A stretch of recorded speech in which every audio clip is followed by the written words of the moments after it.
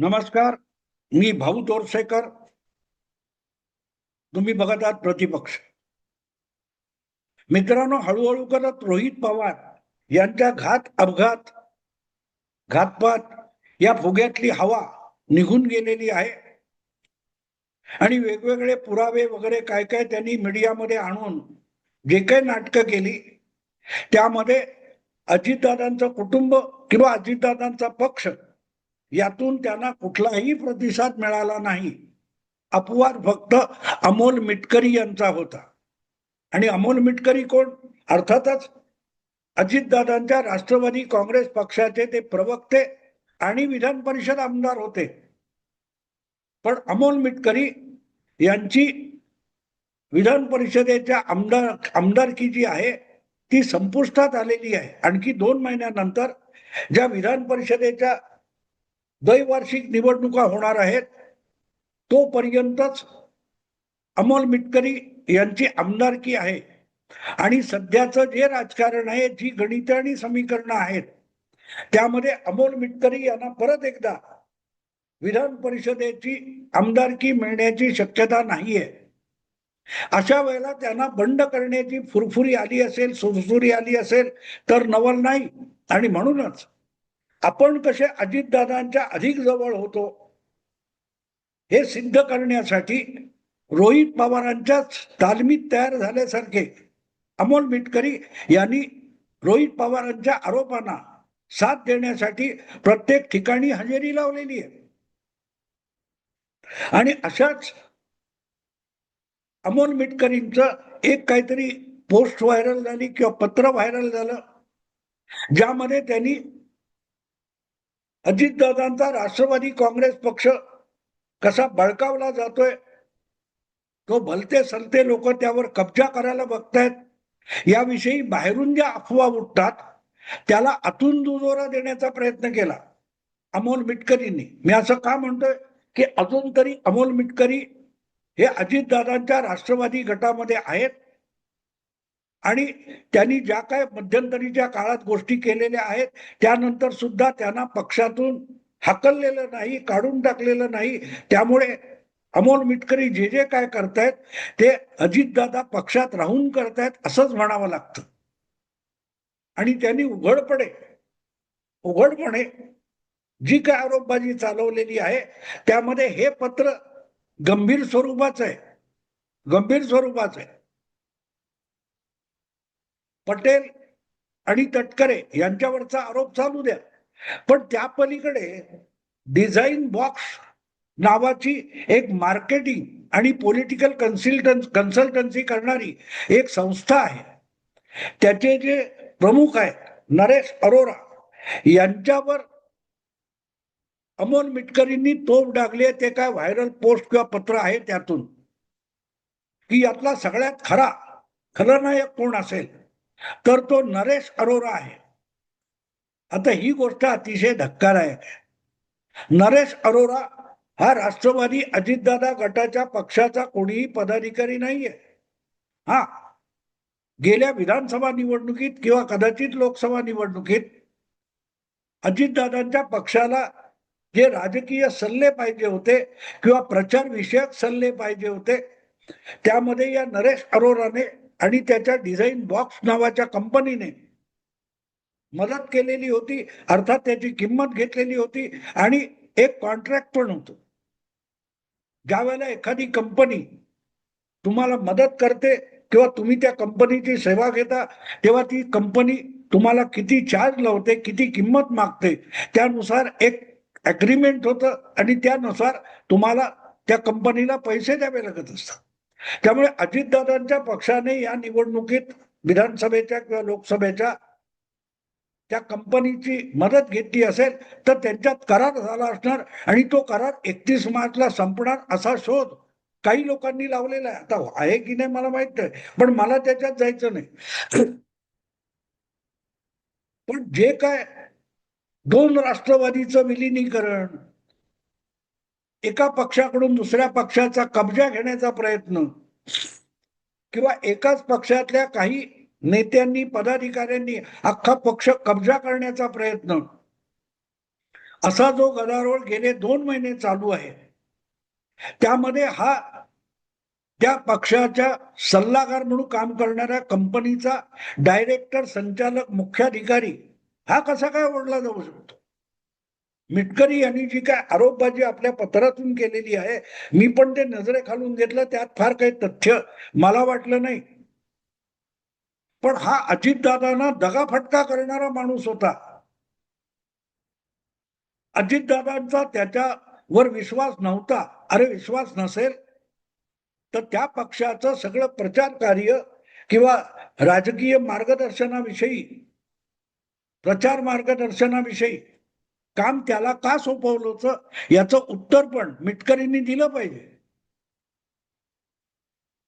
प्रशांत किशोर नावाचा अशा प्रकारची आयपॅक किंवा वगैरे ज्या कंपन्या काढल्या त्यांनी चालवल्या, देशातल्या अर्धा डझन तरी मोठ्या नेत्यांना, मुख्यमंत्री, पंतप्रधान वगैरे पदाच्या किंवा पक्षाध्यक्ष पदाच्या मोठमोठ्या नेत्यांना प्रशांत किशोरने मदत केलेली आणि अक्षरशः करोडो करोडो रुपये त्याची फी वसूल केलेली आहे. मुद्दा असा आहे की त्याला हे काम का सोपवलं जात होतं? मोदी असतील, नितीश कुमार असतील, स्टालिन असेल, ममता दीदी असतील, अमरिंदर सिंग असतील, राहुल गांधी असतील, अशा लोकांनी करोडो करोडो रुपये देऊन प्रशांत किशोर बरोबर करार कशाला केले? की त्यांना जेवढी अक्कल आहे तेवढी सुद्धा अजितदादांना अक्कल नव्हती. खरं तर अजितदादांनी नरेश अरोरा किंवा त्याच्या कंपनीचं मार्गदर्शन घेण्यापेक्षा अमोल मिटकरींचं मार्गदर्शन घ्यायला पाहिजे होतं. अशा स्वरूपामध्ये अमोल मिटकरींनी ही पोस्ट किंवा काय ते पत्र लिहिलेलं आहे. महाराष्ट्राचं राजकारण, निवडणुकीचं राजकारण, पक्षांतर्गत राजकारण आणि संघटनात्मक राजकारण, जनमत हे जितकं अमोल मिटकरींना कळतं तितकं अजितदादांना पण कळत नाही, असा मिटकरींचा दावा आहे का?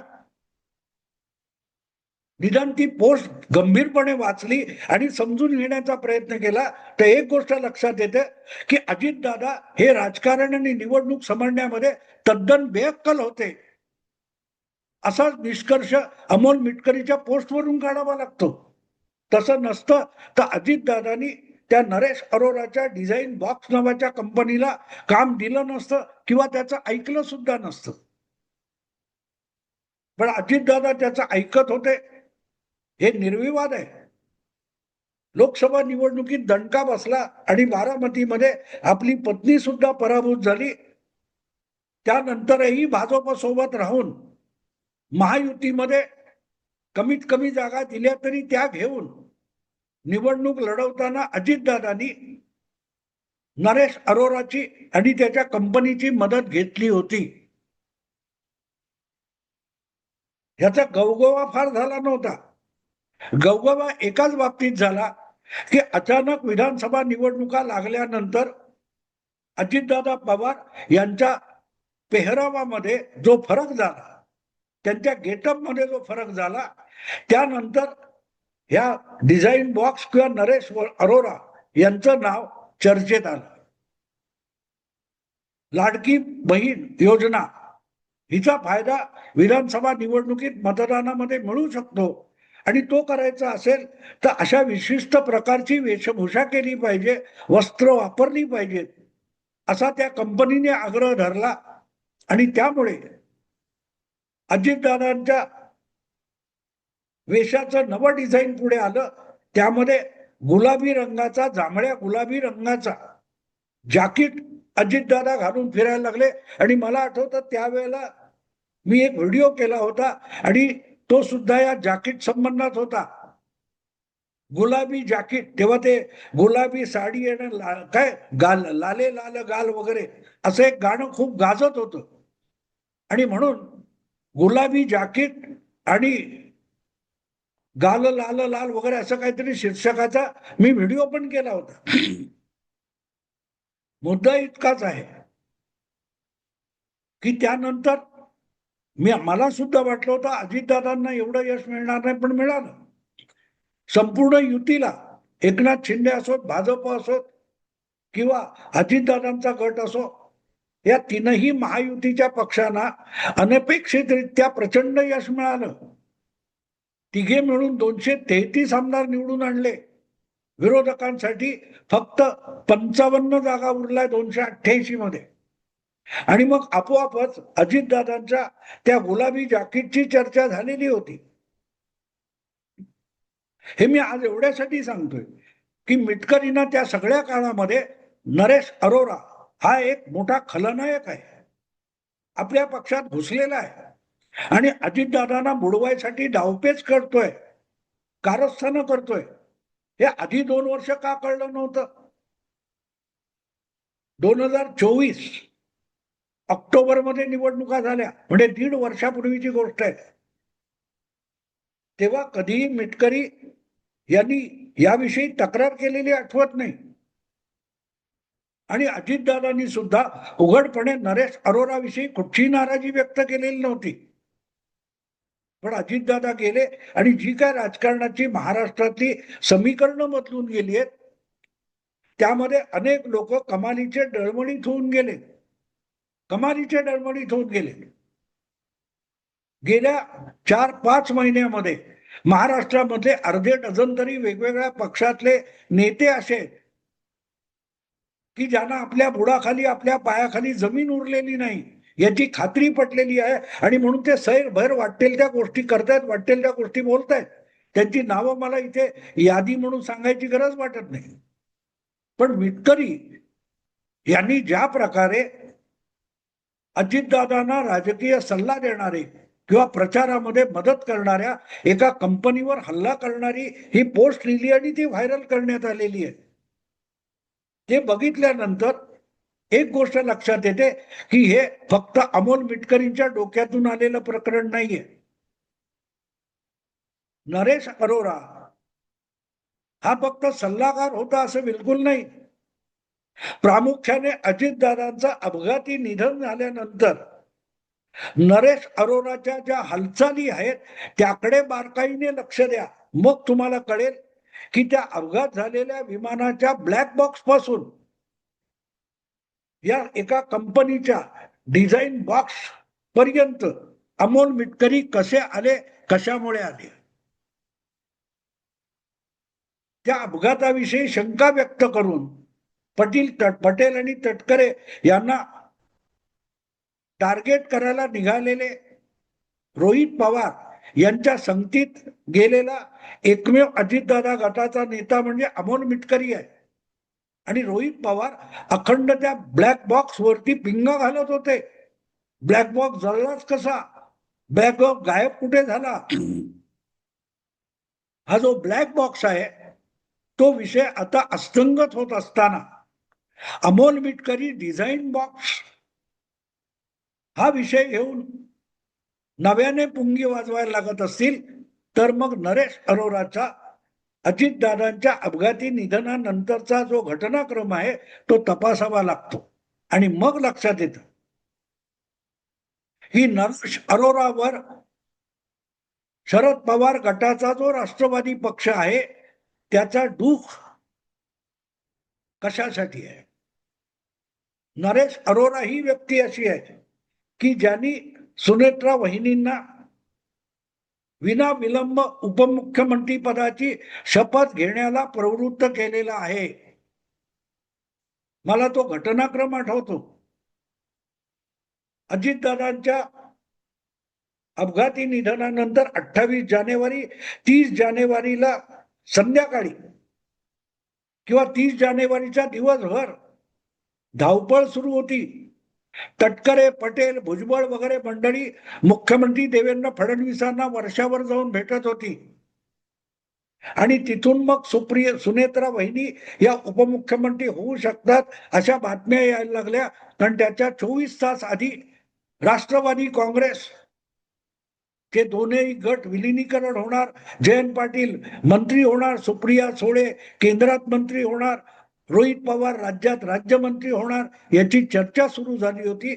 अशा वेळेला कुठेही सुनेत्रा वहिनी उपमुख्यमंत्री किंवा मंत्री किंवा पक्षाध्यक्ष याची चर्चा होत नव्हती. शरद पवार गटाकडून ज्या बातम्या सोडल्या जात होत्या, रंगवल्या जात होत्या, त्याच्यात कुठेही पार्थ पवार, जय पवार, सुनेत्रा वहिनी यांची नावं नव्हती.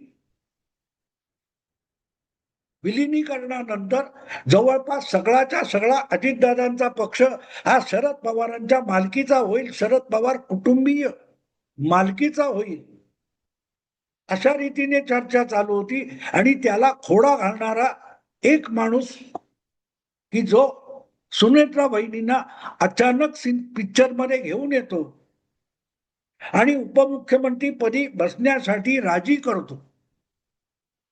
30 जानेवारी रात्री उशिरा सुनेत्रा वहिनी उपमुख्यमंत्री व्हायला तयार आहेत असा मेसेज घेऊन बारामतीहून तातडीने मुंबईला आलेल्या व्यक्तीचं नाव होतं नरेश अरोरा. नरेश अरोरा हा सुनेत्रा वहिनींचा होकार घेऊन मुंबईला पोहोचला होता. आणि जर राष्ट्रवादी काँग्रेसचे सगळे आमदार एकत्र येऊन सुनेत्रा वहिनी यांची गटनेता म्हणून निवड करणार असतील तर काही तासाच्या आत सुनेत्रा वहिनींना उपमुख्यमंत्री पदाची शपथ देऊ असं आश्वासन देवेंद्र फडणवीसांकडून मिळवणारा नरेश अरोरा होता. कदाचित त्याच्याबरोबर पटेल असतील, तटकरे असतील, मला माहित नाही. पण देवा भाऊकडून तो होकार मिळवल्यानंतर परत अपरात्री पुण्याला येऊन बारामतीला पोहोचलेल्या माणसाचं नाव सुद्धा नरेश अरोरा होत. आणि नरेश अरोरा हा 31 जानेवारीला भल्या सकाळी पहाटे सुनेत्रा वहिनींना घेऊन मुंबईत कडे निघालेला होता. 31 जानेवारीला सुनेत्रा वहिनी मुंबईत पोहोचल्या, त्या नरेश अरोरा बरोबर आलेल्या होत्या. आणि त्या सगळ्या बातम्या काढून बघा, मग नरेश अरोरा हा अमोल मिटकरींना का खुपतोय हे तुम्हाला कळेल, किंवा अमोल मिटकरींना खुपण्यामागचा काटा किंवा टाचणी कुठून आलेली हे तुम्हाला कळेल. विलिनीकरण करून अजितदादांचा सगळा पक्ष बळकवायचा जो प्लॅन शरद पवार गटाच्या राष्ट्रवादीचा होता, त्याला सुरुंग लावण्यासाठी सुनेत्रा वहिनींना उपमुख्यमंत्री पदावर बसायला आणि त्यातून अजितदादांचा वेगळा पक्ष आणि अधिकार कायम ठेवण्यासाठी प्रवृत्त करणाऱ्या माणसाचं नाव नरेश अरोरा आहे. ज्या नरेश अरोराने सुप्रियाताई असतील, जयंत पाटील असतील, शरद पवार असतील, रोहित पवार असतील, या सगळ्यांचे मनसुबे उधळून लावणारी खेळी केली. त्याचं नाव नरेश अरोरा आहे, ज्याच्या कंपनीचं नाव डिझाईन बॉक्स आहे की नाही कंपनी. तेव्हा आज अचानक अमोल मिटकरी यांना नरेश अरोरा हा विलन आहे याचा शोध लागला असेल तर ते त्यांना आपल्या मंद गतीने चालणाऱ्या बुद्धीमुळे ते कळायला उशीर लागला असेल. अजितदादांचा गट वेगळा राहावा त्यासाठी सुनेत्रा वहिनींना उपमुख्यमंत्रीपदी बसवावं, पक्षाच्या राष्ट्रीय अध्यक्षपदाची आणि विधानसभेतल्या गटनेते पदाची जबाबदारी सुनेत्रा वहिनींनी घ्यावी, यासाठी आवश्यक असलेली सगळी सज्जता नरेश अरोरांनी केले. हे दुखणं आहे, हे दुखणं आहे. नरेश अरोरा हा म्हणून त्यांना विलन वाटत आणि म्हणून रोहित पवार बरोबर जाऊन ब्लॅक बॉक्स कुठे मिळतो का शोधणारे अमोल मिटकरी हे अचानक ब्लॅक बॉक्सचा शोध सोडून डिझाईन बॉक्स त्या शोधात वळलेले. मित्रांनो, अधिक आत्ता बोलत नाही, काही गोष्टी नंतर उलगडता येतील. आवडलं लाईक करा, शेअर करा आणि प्रतिपक्षाला सबस्क्राईब करा. नमस्कार.